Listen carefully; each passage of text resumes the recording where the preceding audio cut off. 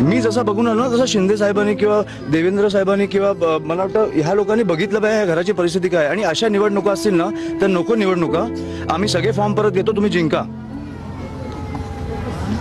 ती बघा मुलगी परत उठली. ह्या अशा निवडणुका ही आपल्या महाराष्ट्राची परिस्थिती आणून ठेवली तुम्ही. तुम्हाला कधीतरी कळणार आहे की नाही की तुमचे राज्य कुठे नेऊन ठेवलं तुम्ही.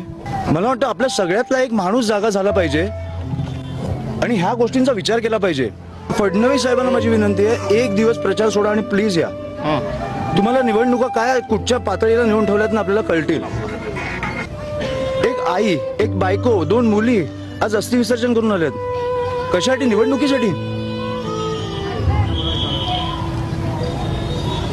ह्याची उत्तरं मला मिळालीच पाहिजेत आणि बाळासाहेबांना न्याय हा मिळालाच पाहिजे.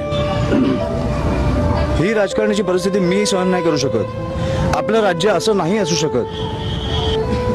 बाकी सगळं ठीक आहे, 70 ठिकाणी तुम्ही जिंकला, बिनविरोध जिंका, मजा करा. पुढे 5 वर्ष 10 वर्ष रस्त्यांची वाट लावा, सगळं करा. खून नाही झाले पाहिजेत. तुम्ही खुनापर्यंत पोहोचताय आता. मी जाऊन भेटणार, सगळं मी करणार. तुम्ही त्यांची काळजी नका करू.